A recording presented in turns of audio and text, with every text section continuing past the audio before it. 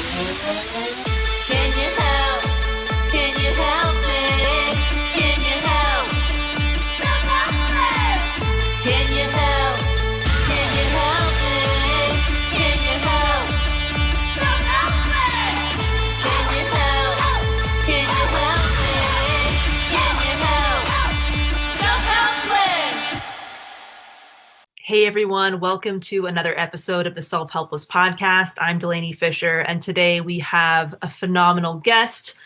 It's my cousin, Karyn Trowbridge. She is a palliative care social worker, wife, mom, and loves a good vodka while she watches her favorite TV show, A Million Little Things. Karyn, during this episode, shares how she navigated her grief after the loss of her daughter, Olivia. She talks about how it changed the way she thinks about death, what has helped her cope and what doesn't help at all, how this experience has changed her as a person, what this loss feels like compared to other losses she's experienced, how people treat her when they hear that she has lost a child and what she wishes people would do differently, how she responds when people ask her how many kids she has, how this affected her marriage, how she explained the death of her daughter to her other daughter, who was a toddler at the time. This episode is very raw. And if you are not able to hear about this kind of loss or this kind of grief, this just might not be the episode for you, or it might not be the episode for you right now in this moment. Okay, here is my conversation with Karyn. Thank you so much for being here at my dad's house on a Friday night at 10 p.m.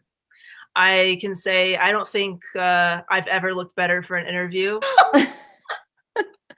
Oh, thank you for having me. I'm excited to be here, even if it is 10 o'clock at night. But hey, that's what happens when you have kids. So we made it happen. We made it happen. And we put a little lipstick on for everybody, so it looks like we put a tiny bit of effort into it. Yeah, and I had to, and I had to borrow Delanie's headphones, which had earwax in them. Bitch.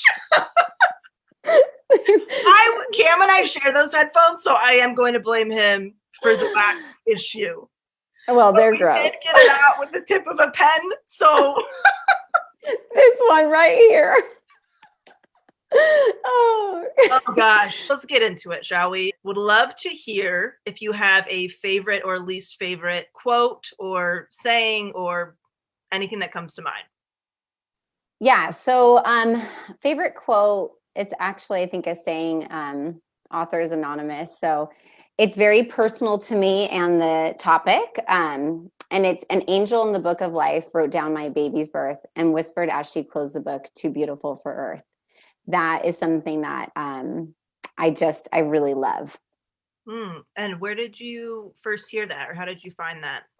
So the story behind that is when we first found out about our daughter and what we were about to go through, I was Googling support groups, things like that. And I came across Baby Center, and in one of the chats, I guess, with other women who were either had gone through this or going through it, had shared that with me. And I loved it so much. It's kind of it was almost like it brought me to reality.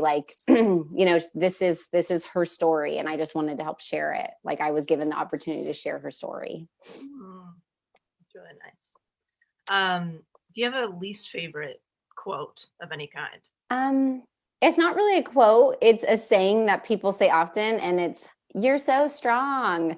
I can't stand that shit. Like I'm not, I don't always want to be strong. Yeah. Well, okay. So when somebody says that to you, how do you feel about it? Like, what's your immediate reaction, even if it's just internally? Annoyed. There's some, almost as if, I don't get permission to not be strong, as if not being strong is a weakness. Does that make sense? Yeah. So by constantly telling someone, "Wow, you're so strong, no, I'm not. I'm human, and this is life, and I'm just dealing with life. I'm nobody special. I'm just like you or other people who are going through this." So sometimes I just think that comment can be very counterproductive. Yeah, makes sense. Yeah. So Karyn, can you take people back a little bit? Can you share some information and the background about Olivia, what happened? When did you find out? And everything that kind of transpired. Yes. So, and I just want to thank you for, giving me the opportunity to kind of share my story about Olivia.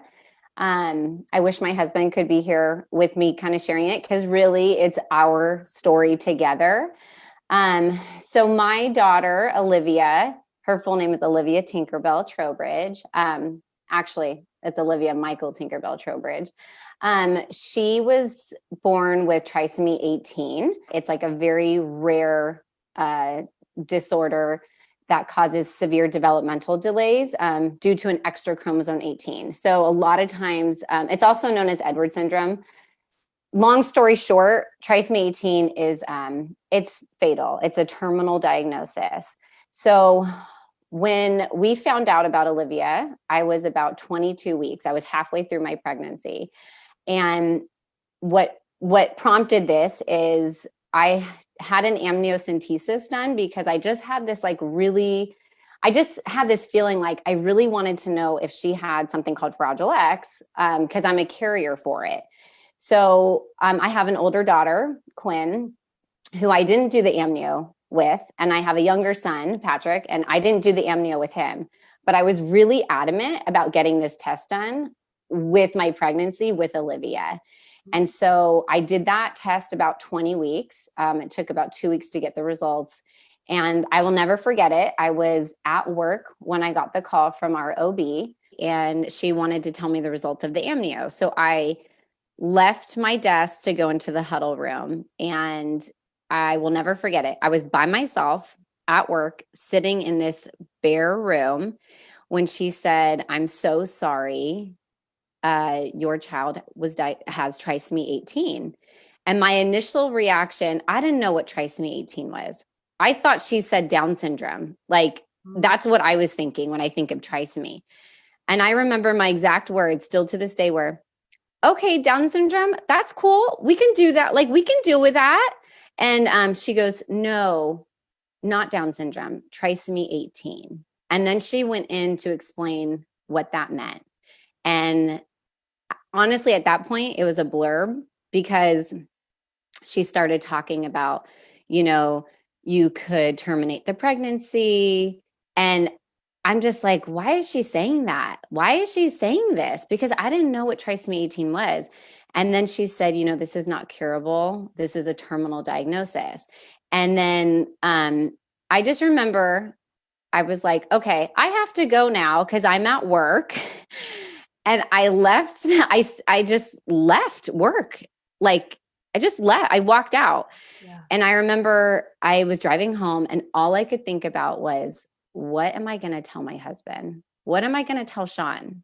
Because I was by myself. I just think in hindsight, that might have been a good conversation to call your patients into the office and have that news be told to each other. I was alone with nobody. And wow, I haven't said that out loud in a long time. Sorry. That kind of makes me emotional. Okay. Go. Yeah, let it out.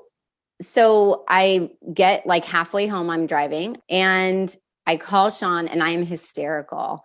And he's like, "What's wrong? What's wrong?" And I just said, "Our daughter has trisomy 18. Our daughter has and he's like, "What?" And he kind of was like, "It's okay. We'll figure it out."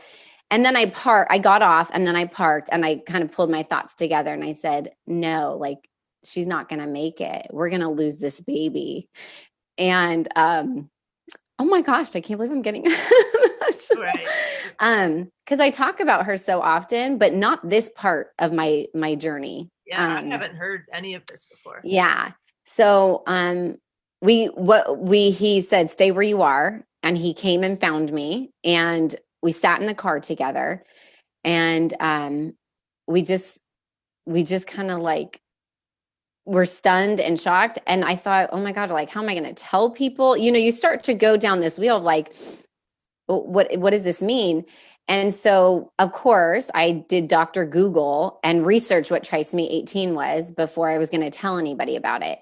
And don't ever do that, because it just tells you all the horrible things, which unfortunately for our situation was all very true.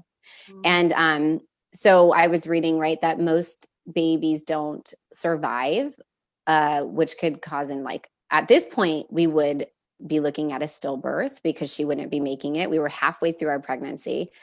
And, I am very pro-choice for anybody. It's your decision. But for me personally, I was halfway through this pregnancy and I really felt like there's no way. I am not giving up this baby. What if they're wrong? What if they make a mistake? And for me, because I know this, everybody's journey is different. For me, I really felt like, what kind of mother would I be if I threw in the towel?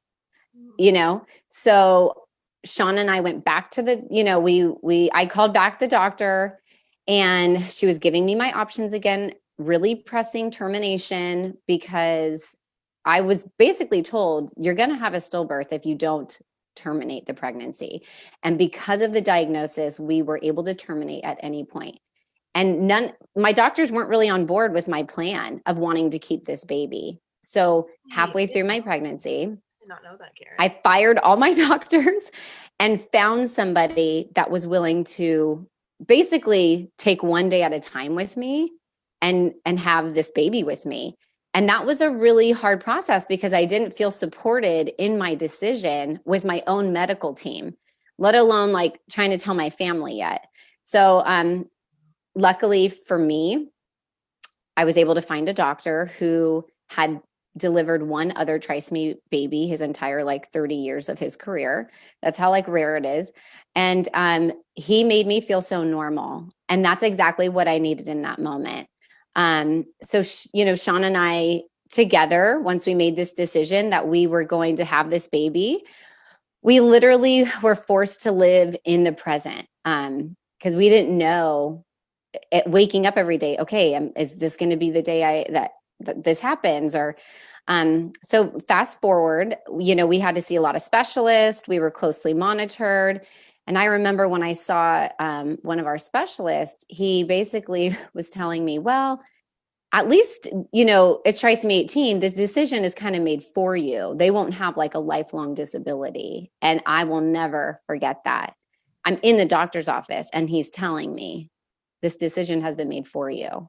And, poor bedside manner. Yeah.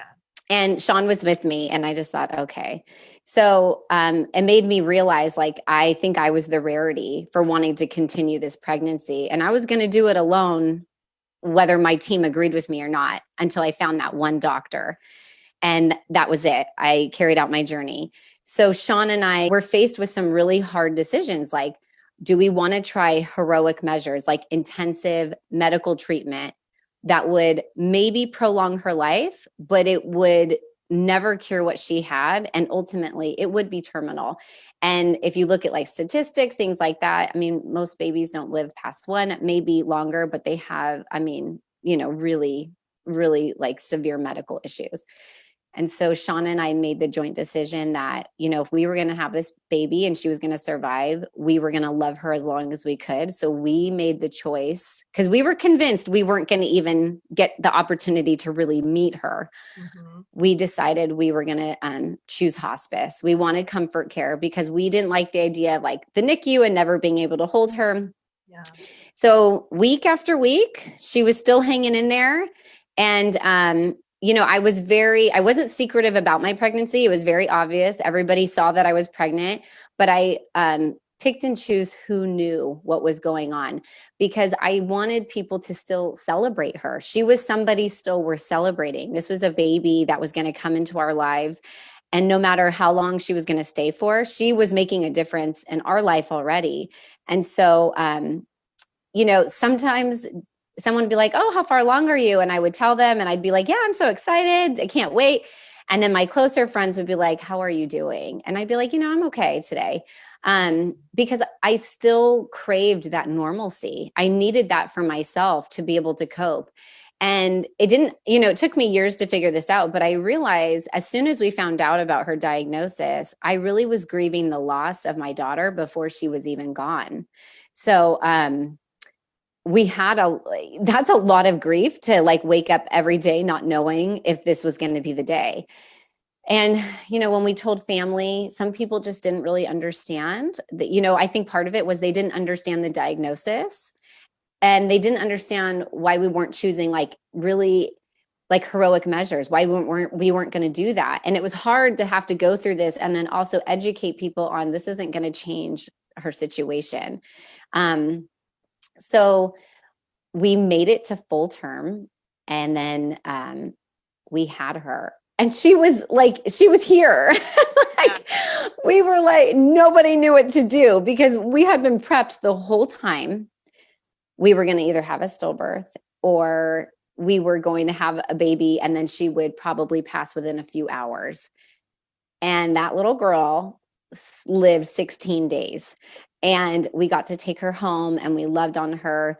And it was the hardest 16 days of my entire life. A lot of crying, a lot of laughter. I was very selfless in the sense that anybody that wanted to come and meet her, I allowed it. I welcomed it when I really could have just wanted to keep her to myself. But I wanted people to know her. I wanted her to have a life of love. And, during my grief process, like I said, it started way before I even lost her, because I was grieving the loss of what I thought my child was going to be like, and, what she would look like, and, because when you're pregnant, you start to plan all that stuff, their name, everything, what they're going to do in life. And then it was kind of like it was ripped away from me. And it really changes your perspective on what's important to you. And so, that was a really difficult time. And I remember there were days where I really struggled. And then there were days where I laughed and I thought, well, whatever's going to happen is going to happen. So when right before she was born, we went and saw a priest because Sean wanted to know how to baptize her. And, because we are Catholic. And the priest said something to me that I'll never forget. He said, Olivia's already a saint, and she is teaching you and Sean to be saints. Like, because we were going to be doing this journey with her. And it always resonated with me. And I just loved it so much. And,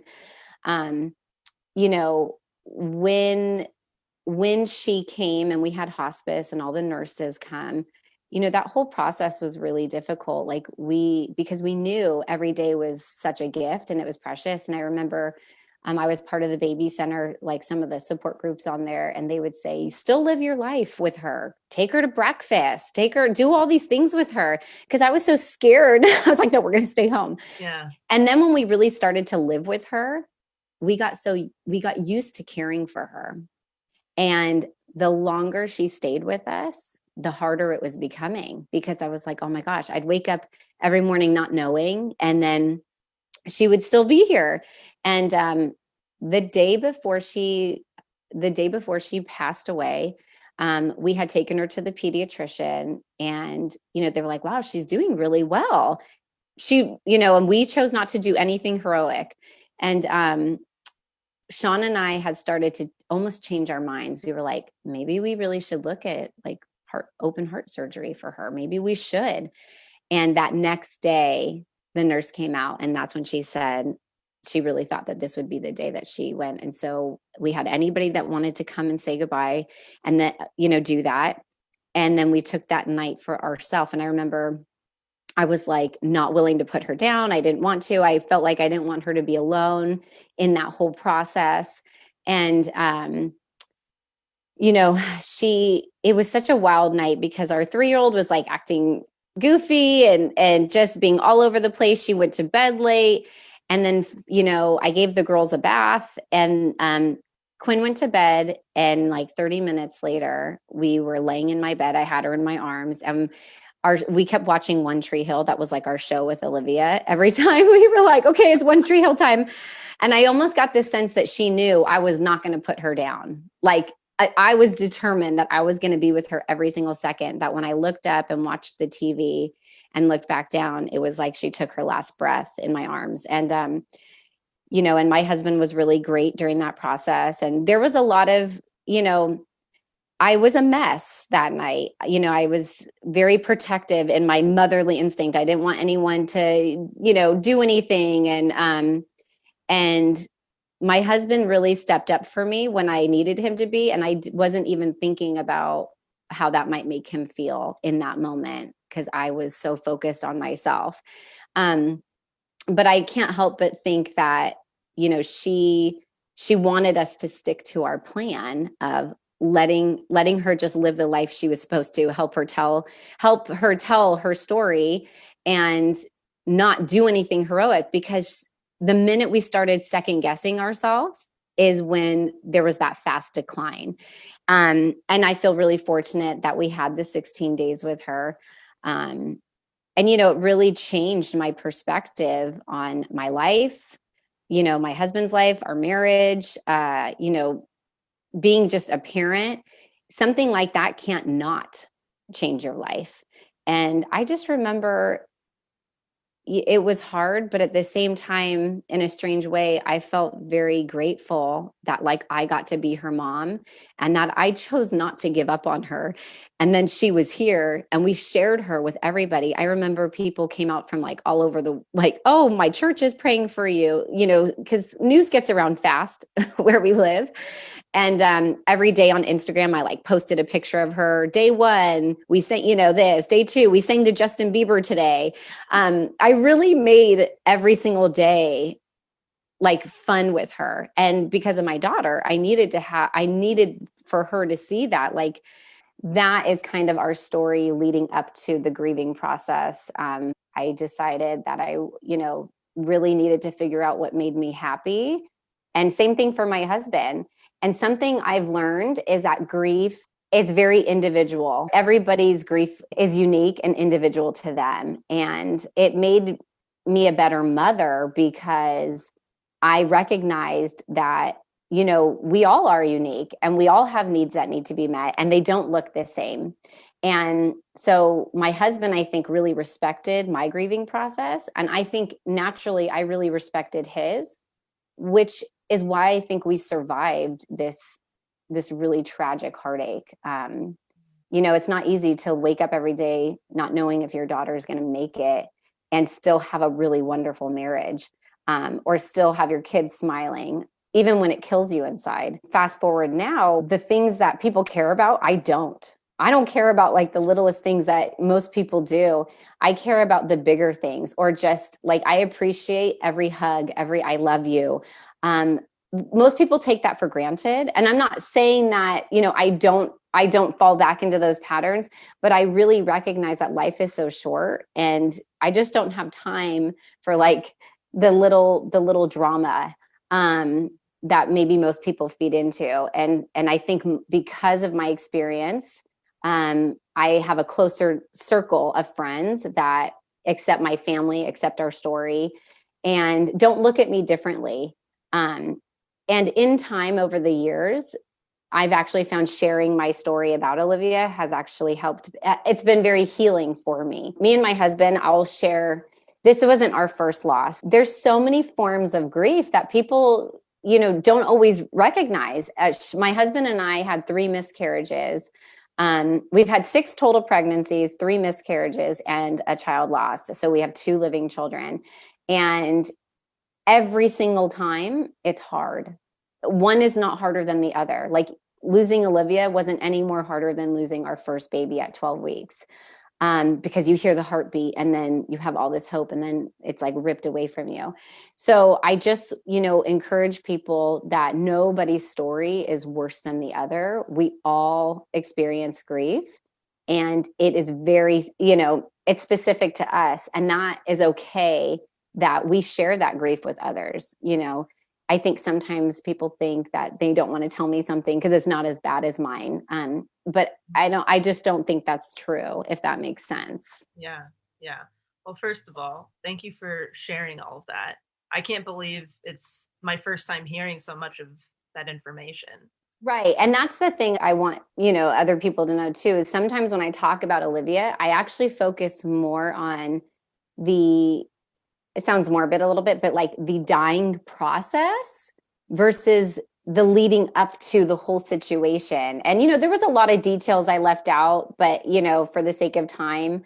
But I, for myself, realized I think that's why I got so emotional, because I don't really go this far back into my story about where I was, and I talk more about us losing her and the role I played, the role Sean played in her dying process.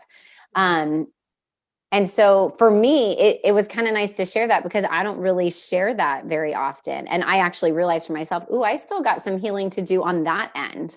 Well, I'm going to call myself out for a second, because I feel like most people, or a lot of people, and I'm speaking about me, death and talking about death can be uncomfortable, and you get nervous and you get scared to trigger the other person or hurt them or re-traumatize them by asking.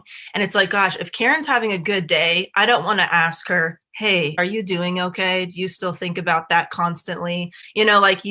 I think from me, it's like, oh gosh, I just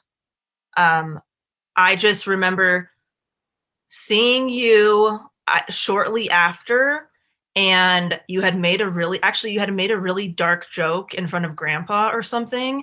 And I was like, I'm so glad that like my cousin is still my cousin, because I was like, oh gosh, this is really going to. Sorry. I don't want to cry. This is not my shit. I was trying not to cry, because I don't want to direct the attention to me. Yeah, what an attention whore. I know, I am such a slut. This is my journey. This is your shit and your grief. But I remember being like, I know this is going to change you forever. And I feel like so many people don't like come back. Like, I feel like so many people, their kind of light is kind of gone, or like really dim or something. And I remember you made a really fucking dark joke, and I thought it was hilarious, and I think Grandpa was offended, but I was dying laughing, and I was like, oh, she's still like has her sense of humor, like she's in there, Yeah. And that was like my one of my first thoughts is like, selfishly, my cousin is still here, and I'm really happy about that. No, I agree with you. I think people do get lost, and they fall into a really deep depression. And not saying that I did or didn't, I will say I think I have really good use of coping skills, and that is something, you said that people feel uncomfortable talking about death or asking if somebody's okay on a good day. It's very true. It's so true. It is so true, because death is like a taboo subject. You don't want to talk about it. Oh, no, we don't talk about that person. Why do you have frames up in your house of that person? Like, it's not okay to recognize that someone died. It's part of life. It's a natural part of life. We're all technically dying right now. Some people are just ahead of us. After we lost Olivia, I didn't want to go back to work right away. And I remember my doctor saying, well, I'm only going to extend your leave if you're willing to go on an antidepressant. And I thought, it had been 6 weeks. And I thought, why is it not normal that I'm still grieving my child? She just died 6 weeks ago. Why are you trying to shove meds down my throat? Because he thought it was weird that I was going to the cemetery every day. Because that was something that I did when I was grieving and healing. I was going to the cemetery every day to put flowers and spend time with her, because I needed that for myself. It was my way of coping. It was my way of taking care of myself. And I was going to be damned if some doctor told me that that wasn't okay and that I needed to medicate myself. I think that's part of our culture. Everything should be fixed with medicine.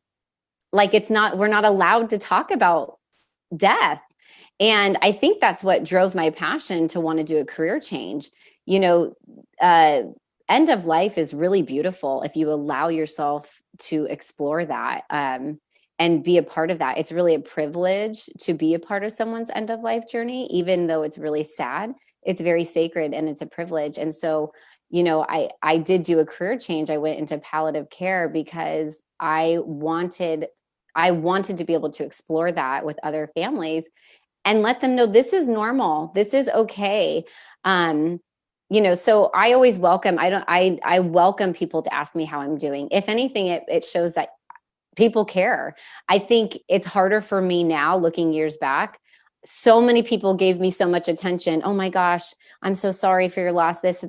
And then 2 months later, it was like, I didn't exist anymore. Olivia the hurt doesn't go away. It's okay to still ask people how they're doing. Yeah. You mentioned obviously how this has changed you, but did losing Olivia make you view death differently, whether it's the way that you feel about it for yourself or just in general. Would love for you to expand on that if you can. Yes, absolutely. Losing Olivia made me realize death is not scary. I'm not scared to die. And that sounds weird. I'm not scared to die because I almost like look forward to the day that her and I get to be together again. And I have a strong faith. So that's what I believe. Other people might have different belief systems, and that's okay. It helped me realize that this really is a part of life. Like hardship is a part of life, and death is included in that. And, my perspective on death is I really value now my own life and my kids' life more than I did before. And this will be the hardest loss I will ever encounter. You're not supposed to outlive your child, and I did. And anybody after that, it just will never compare. Were there any challenging dynamics in your inner circle when people found out that Olivia's time was limited?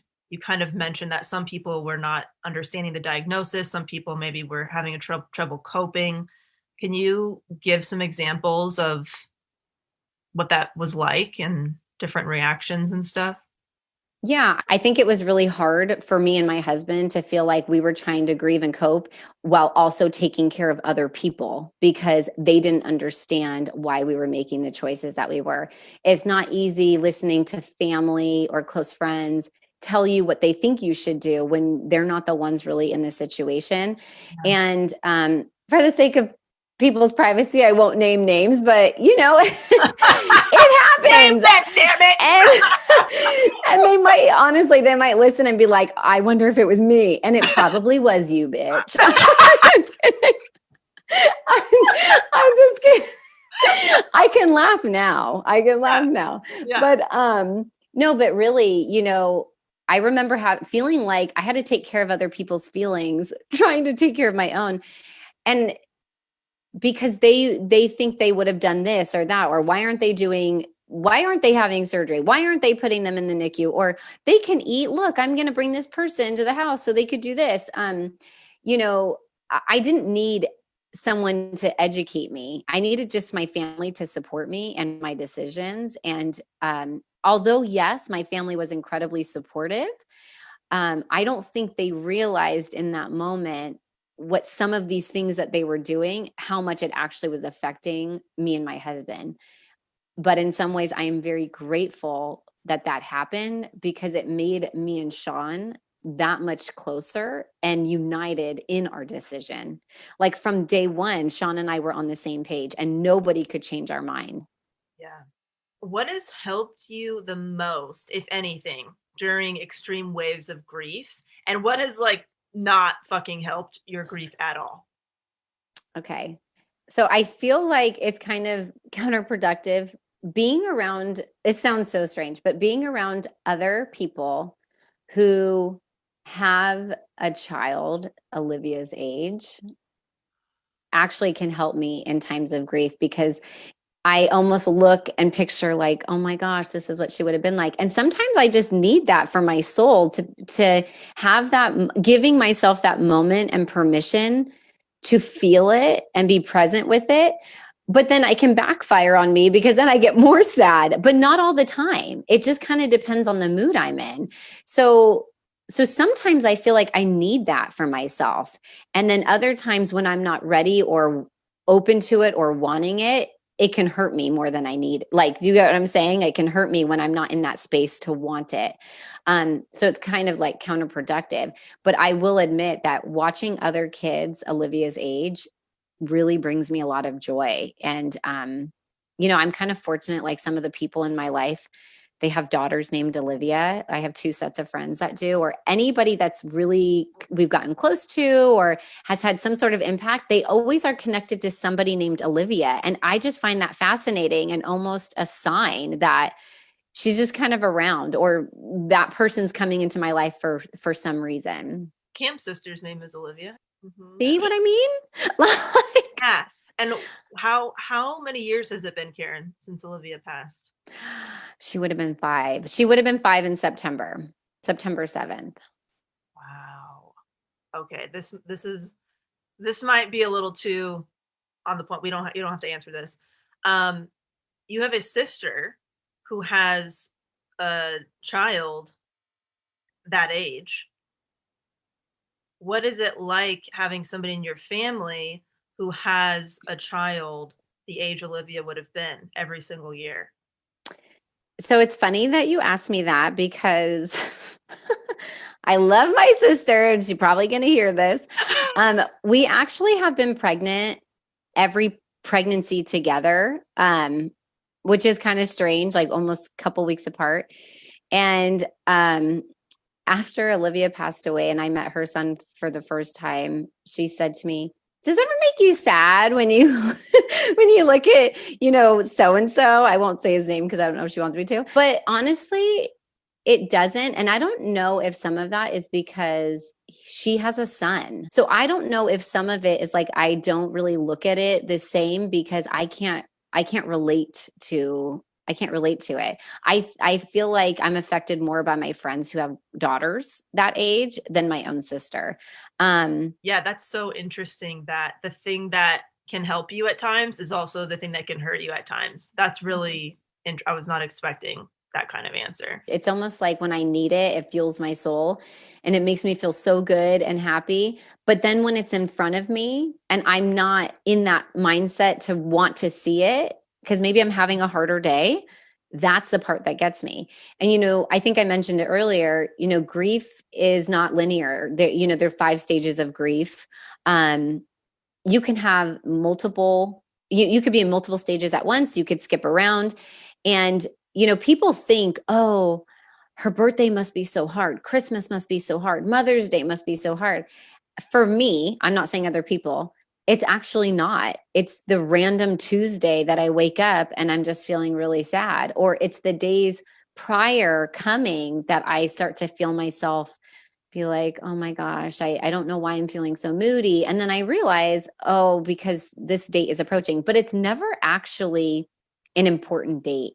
And I don't know if that's because from the beginning, Sean and I decided as a family, we were always going to make, the day she was born a celebration and the day she passed a celebration. We choose to make it a good day. And I always tell families, that I work with now, that that's what they need to be prepared for. The days that they least expect it, the days you're crying in the shower and you don't understand why, because nothing's happened. Well, it's your grief. It's your grief kicking in. There, you don't need a reason, Right. Does your grief feel differently than it did right after it happened? Or do you still have days where it feels like it just happened? No, it does feel differently. If I'm answering honestly, I have learned in the last 5 years, time really does heal. Time heals. I'm fortunate. I have other kids and they have helped me survive. I had no choice but to get up every morning, make breakfast, take Quinn to school, be involved in her activities. In some ways, I feel like she saved my life because I had a reason. I was still a mother to another child. So time heals because now 5 years later, we went on to have another baby, which I swore I would never do because I didn't want to feel that kind of hurt ever again. And I knew that we were at risk of having a child with special needs. And then because of having trisomy 18, I was at risk for having another baby with trisomy 18, even though it's not genetic. So I almost felt like I was going into a pregnancy with 2 big red flags, yet I found myself still trying to grow our family. And that to me was a sign like I am doing better. I am surviving. I still cry sometimes. I won't lie to you. And I still get sad, but I have kind of graduated. Like I don't feel I have to go to the cemetery every day. So when Olivia passed away, I was going to the cemetery every single day. I was listening to the soundtrack that we did for her service every single day, all day long, multiple times. It's just what I needed in that moment. And I think as time went on, I found new things that I was okay with I didn't forget her, but I gave myself permission to heal. And I think that's where people get stuck in their grief.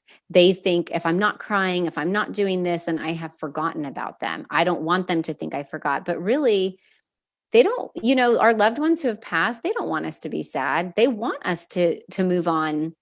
And so I think allowing myself permission to be like, you know what? I'm content. I wouldn't say I'm happy or sad. I'm content. And I think it's because I think being content is actually better than being happy or sad, because you are stable, like you're stable, and you can't get too hurt and you can't get too disappointed and you can't get overly excited.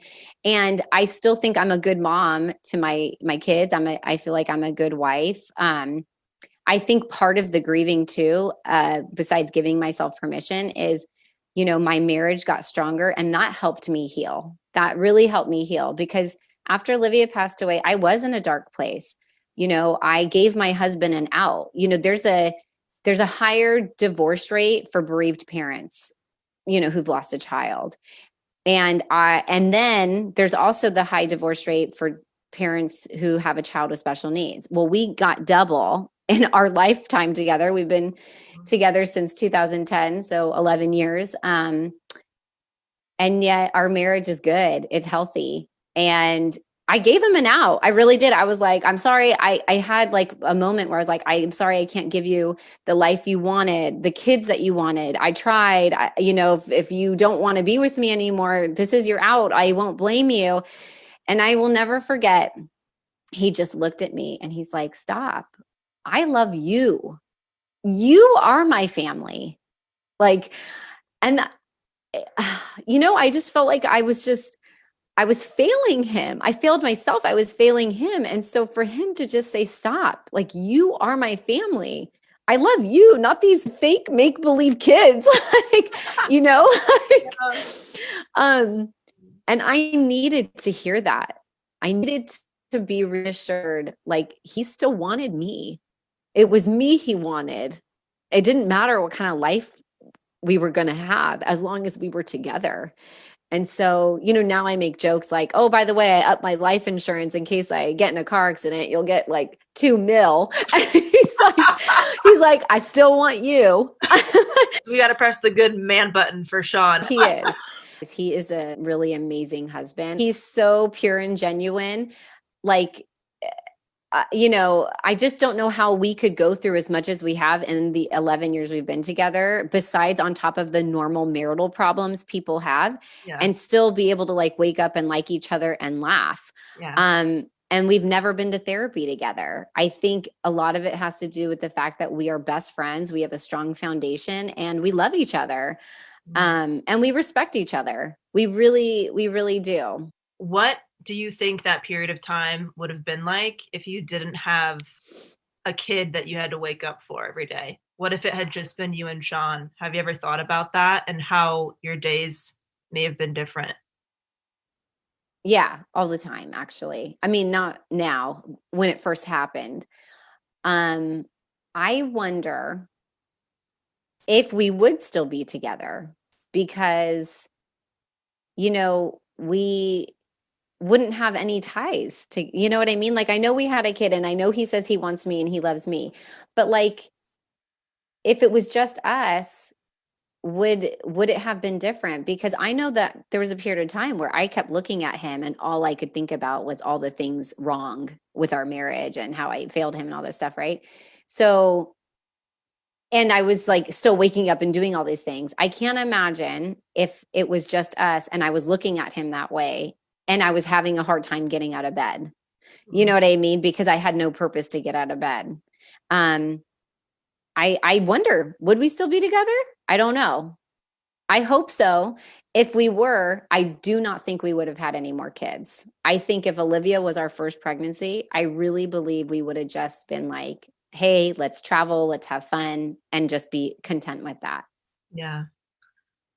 That's really interesting. Okay, so right now, at this period of time, we are amidst grief from losing our grandpa just a few weeks ago. Yeah. How does that grief differ from the grief of Olivia? I think, I look at grandpa's death.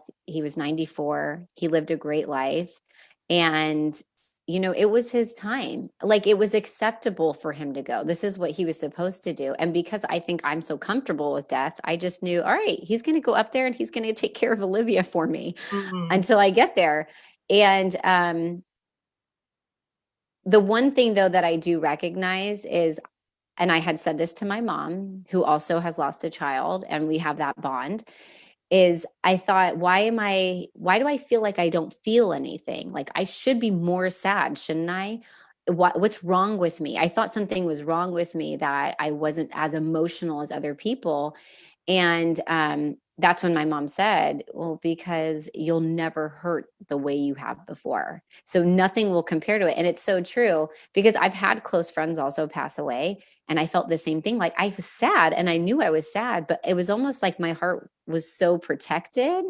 But it wasn't that it was protected. It's because I have experienced the worst loss that I don't think I'll ever feel that kind of pain again unless I lose another one of my children. Does that make sense? Yeah, totally. And that's an answer I expected. Yeah. It totally makes sense, even though I can't ever, I'll never experience that. How do people treat you when they find out that you've lost a child? And is there anything you wish people would do differently? Yeah, they're like, oh, I'm so sorry. You don't need to be sorry. Sorry for what? I'm not sorry. I mean, I say that because I'm not. Like, this was her life. And if anything, I thank you for asking about her. I have a hard time when people tell me they're sorry. And I know that's a really common response to people, like when they find out about me losing a child. But it makes me feel like they need to be sensitive around me now, or they can't tell me certain things. I really do feel that way sometimes, but I do feel like it changes the dynamic, because I don't want anyone to feel sorry for me. Like, I still want them to treat me like Karyn, kind of like you said, right? You were worried if I would be different. And then you realize, oh, thank God she's still in there. Yeah. I'm still here. And sometimes it makes me pick and choose who I decide to tell for that reason, because I don't want it to be one of these like, oh, and then it goes into this, like, if they have kids, like, I have to say, oh, Quinn might say something at some point. And I just feel like it's a whole big ordeal. Right. It becomes an ordeal. It really does. How would you like somebody to respond upon hearing that? Great question. And I think, just recognizing, like, that must have been hard. Like, instead of saying I'm sorry, maybe just recognizing, like, wow, that must have been really difficult for you and Sean. Or ask me to share a memory. Like, say, ask me to share a memory. I think putting it more positive versus more like giving me sympathy. The sympathy makes me feel worse. Asking me to share something about her makes me feel better. And I think the more comfortable people get with talking about death, and I realize too, it's other people who are not comfortable with it versus actually me. I don't mind talking about it. And so I think that would be good moving forward, for people to just say, well, tell me about her. What is she like? Or what was she like? Did you guys, in that time, like, was there anything important that you guys did? That's nice, because it's allowing me to share my daughter. I don't want her to be forgotten. Just like if you were to lose a parent, that doesn't mean they didn't exist. You don't all of a sudden say, oh, I don't have a mother. You know what I mean? Like, of course you had a mother. And I think we need to normalize that as a society, that it's okay it's okay to be comfortable to talk about this, but people aren't. Right. So what do you say when people ask you, how many kids do you have?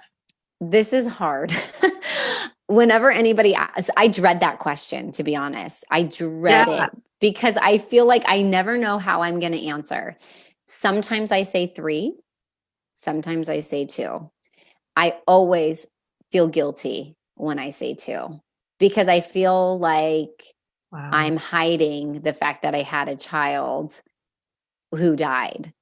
But at the same time, when you say 3 and they know you, they're like, well, Quinn, Patrick, then I have to go into the whole story. So I pick and choose when I decide to tell people or how I answer, depending on if I want them to know my information or my story and how much time we have. Because usually it's a whole ordeal. Like they want to know, or sometimes this is my favorite story. When I was pregnant with Olivia, someone asked me about like my pregnancy. And for whatever reason, while I was getting a pedicure, I decided to tell her everything. This poor woman was like, oh my God. I don't get paid enough for this shit. She's like, I'm so sorry. And I was like, and then I realized, oh my God, I just needed to talk to somebody that wasn't family. And she was the chosen one that day. Yeah. And her face was horrified. It made me feel good, but I think I enjoyed that she was so like weirded out. But anyways, so that's a really difficult question. It really just comes down to, I think, the vibe of the person asking me. Right. So how did you explain the death of Olivia to Quinn, who was three at the time? Yeah, she was 3. How did you tell her and make it make sense for her? So we were very honest, Quinn, from the beginning. And I've learned throughout, in time, things that, I shouldn't have said and what I could have done better. But I was very honest with her through all of it because, we took Olivia home. She was on oxygen and she was seeing everything. This was her real life. And so I just kept telling her that, we were going to church a lot at the time. And I just kept telling her, like Olivia one day is going to go to heaven, but not you. You're going to be really old when this happens. Just kind of prepping her.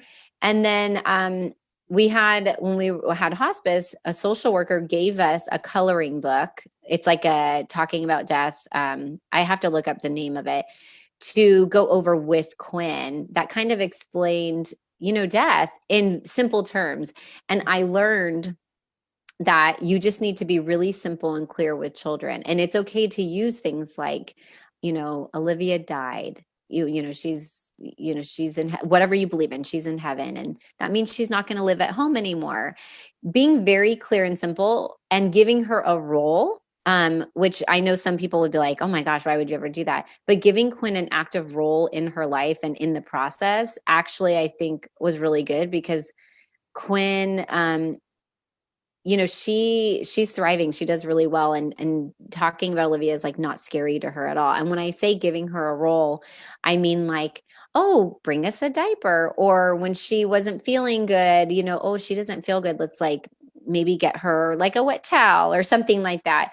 Allowing, not making her feel like she couldn't touch her because she was sick or, you can't come near her because you're going to knock this over. That makes things scary for kids, but allowing them to actually be a part of the natural process in itself helped explain what was going on. The one mistake I did do though, for a long time was I kept saying, she doesn't feel good and, she's sick. And I would use words like that. And then until the social worker was like, well, you don't want her to think every time she gets sick, then that means she might die. So you realize, you have to be careful sometimes with your word choices, which is why, research recommends you keep it very clear and simple and use real terms like death or died. And then Quinn was the sweetest after Olivia passed away. She said, so if she's in heaven, she's like really high in the sky. I'm so worried she's going to fall out, but like here I am having these conversations with my 3-year-old but it was her way of processing. And I realized how wonderful it was that she could communicate that. Like she was worried about her sister who was in heaven because it was so high, she was going to fall down. Yeah. Knowing that she wasn't here, like she understood, she's somewhere else, but could she get hurt there? And I think as she got older and recognizing what death really means, and now with her great grandfather passing away, now she really understands like what this really means. And I think she's relating it back to Olivia, but she's not scared of it either because she has like this foundation, like, okay, well, he's going to be up high in the sky too, and he won't fall out, Right. Right. Yeah. What how do you guys celebrate Olivia? Like what has there been any traditions that have happened since her passing? Like what do you guys do as a family? Yeah. So every year, we go out to dinner, a restaurant that like overlooks the cemetery. So we're like kind of having dinner with her. I know for some people that might sound so weird and morbid, but for but for like, ooh, you're It's a having nice dinner with like your joy. dead daughter, right? Like, but the reality is It's a it's nice sacrifice. comforting for us. Yeah. And it's fun and we like crack jokes and Quinn knows it's like the one time of year she gets a Shirley Temple at dinner, right? So there's very specific things that we make it so fun that we all look forward to it, you Yeah. know? And then we have sprinkles cupcakes because when Olivia was still with us, when she hit her 2-week birthday, it might have been her 1 week, you know, someone delivered sprinkles cupcakes for us so we could celebrate. So we've incorporated the things in her life to our traditions. And, you know, we listened to the album that my husband made for her service. You know, it's like the thing we do every year. And obviously we go and visit her, you know, at the cemetery and we decorate for Christmas and we used to do a Christmas tree and everybody got together to put an ornament on the tree. We changed it to a wreath because of weather and the wind, it kept knocking it down. So we obviously go visit her on special holidays or just whenever we feel like it. So that's kind of what we do, but we make it fun. So it's not Yeah. scary. Yeah. How did you witness Sean experiencing his grief? Was it really different to how you were kind of navigating your own? Oh yeah, sure. I think I was a lot more vocal about my grief. And Sean was much more silent. I think, you know, it took me a while to realize that Sean was grieving too. It wasn't just me. I just didn't know that he was grieving. I just didn't, you know what I mean? Like I didn't know that him being quiet and kind of reserved and unhappy at work, that was really him processing Olivia's death. And I gave him space and I respected it. You know, he had one really long cry after her death. And it was kind of like he allowed himself that space and then that was it. And he grieved silently. And he was more than happy. We always talked about her. So I wouldn't say he was quiet in that, you know, in that respect, but like as far as tears and being emotional, he kind of kept that in private. And it was only later that I found out that he would tell me that he listens to her soundtrack in the car when he just needs to have one of those days because that helps him cry. He can't cry without it. And so he gives himself permission to take that time when he needs to. And then he usually tells me about it.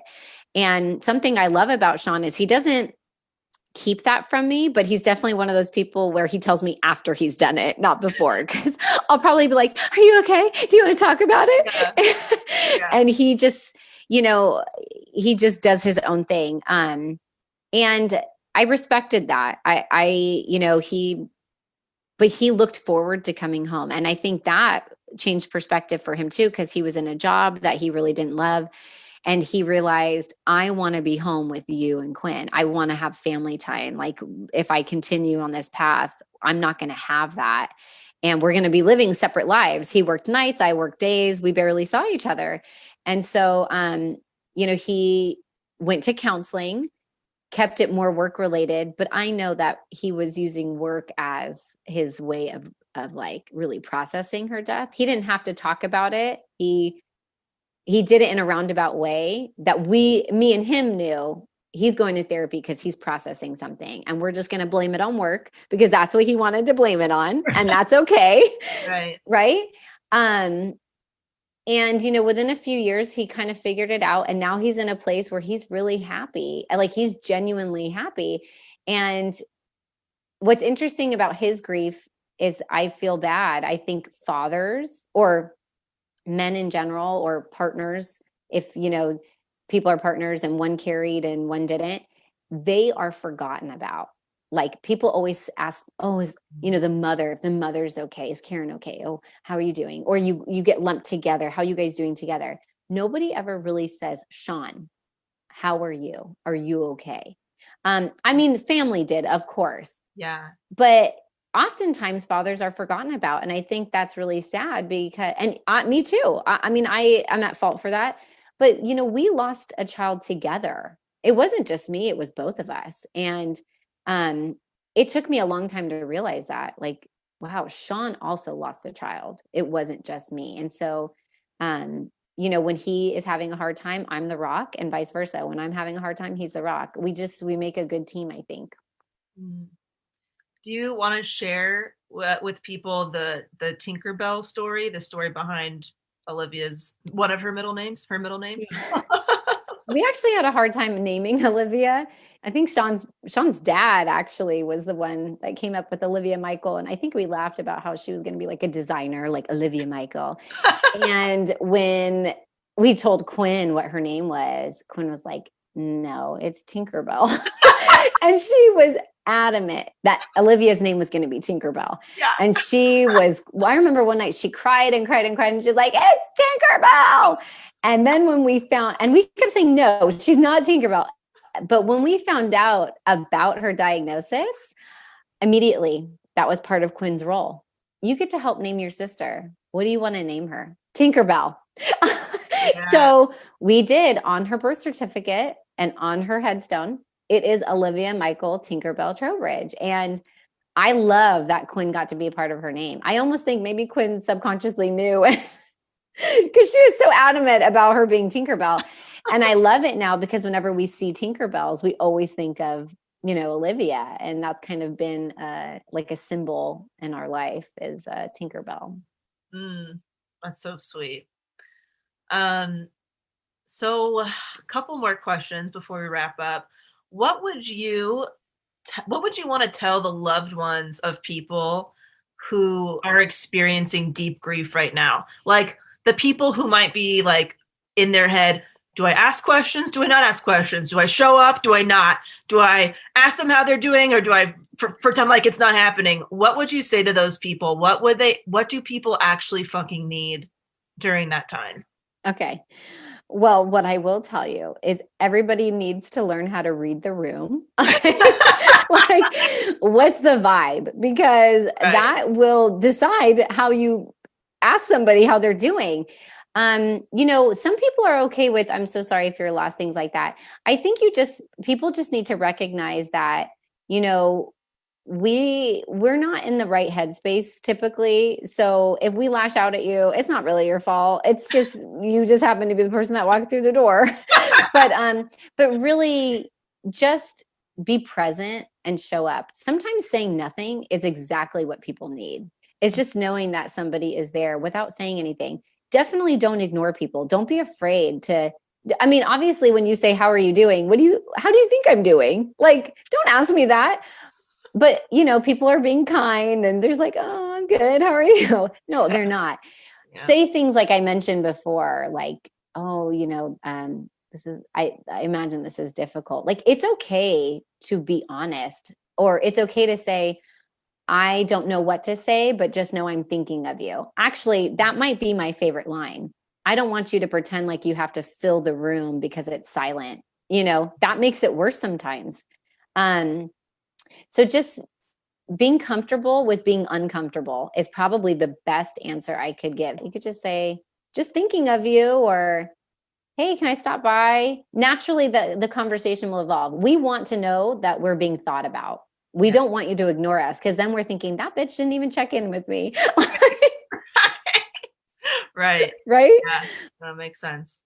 Okay, so what would you like to say to the person tuning in right now who is deep in it? They are in the depths of grief. Something just happened recently, or maybe it's years later and they're having one of those days. What would you tell them? Time heals. It really does. And whatever you are blaming yourself for, stop blaming yourself, because it's not your fault. There are things that are out of your control, and you can't fix everything, whether it's a child, it's a parent, a spouse. But at some point, I think whenever there's a death close to us, we blame ourselves or we think, I should have done this, I should have done that, I should have visited more, I should have called more. That doesn't change the end result. You need to stop blaming yourself and give yourself permission to feel when you need to feel, but don't go too far deep, because it will be really hard to get yourself out of that rabbit hole. But give yourself permission to feel those feelings, and really take as much time as you need. There's no right or wrong in your grief, and it takes time. I mean, you could still be grieving 20 years later. It just might look differently. I think nobody's ever 100% healed, but you will be okay. It will be okay. And if you're not, then allow yourself to admit that you're not, and get help. I really believe that. I think we try so hard to fix ourselves or take care of ourselves, but sometimes just recognizing that we can't is a way of taking care of ourselves. Mm-hmm. Well said, Karyn. Well, thank you so much for everything that you just shared. I know this episode is going to help a lot of people. Is there anything that you would like to direct people to, whether it's resources or organizations or any information that maybe you found helpful during, these times? Honestly, during this time, the baby center, oddly enough, was really my go-to, because I was trying to connect.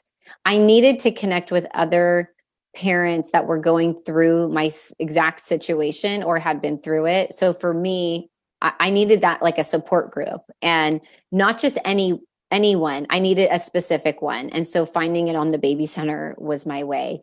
And, I'll be honest, it's not like I read books, or I did go to therapy, but I think when I stopped it for a little bit, and I went to therapy again later when I was actually ready to do the work.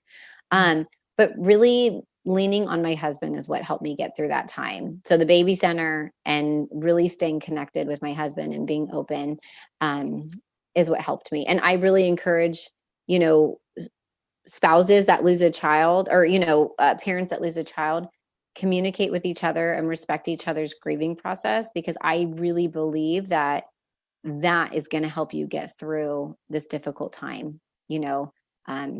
You're not going to grieve the same. So I really encourage that you stay connected with the people that support you. Perfect. All right, Karyn, thank you so much. I'll see you in a Welcome. second. I love you. Love you. I just want to thank my cousin Karyn for coming on the podcast and being just an open book with all of us. If you would like to share about how this episode affected you in any way, feel free to email selfhelplesspodcast@gmail.com, and I will make sure that Karyn gets your message. Karyn shared with me that her hope about opening up about her own story would give other people permission to share theirs, and for us all to become more comfortable with these kinds of conversations in general. So we hope this provided that today. All right, we have a quick iTunes review of the episode before we wrap up. I just want to give a shout out to Me Crown. I think that's how you say it. Me Crown says, a must listen. I love this podcast. The hosts are real and down to earth. They cover a wide variety of helpful topics. I look forward to seeing what they come up with every week. Thank you so much, Me Crown, or M.E. Crown, for taking the time to write that. It's very much appreciated and definitely helps the show a ton. And just a heads up, for anybody watching this episode on YouTube, I am in my little sister's bedroom while recording this, so it does look like Mickey Mouse vomited rainbows in here. So I just wanted to give you a heads up. This is not my bedroom. Anyway, we love you. Thank you so much for tuning in, and we will see you next week. Thank you so much for listening to the Self-Helpless podcast. You can find our Patreon community, merch, and our individual work at selfhelplesspodcast.com. We'd be thrilled if you shared this episode with a friend, or feel free to post it on Instagram and tag @selfhelplesspodcast so we can repost you and say thank you.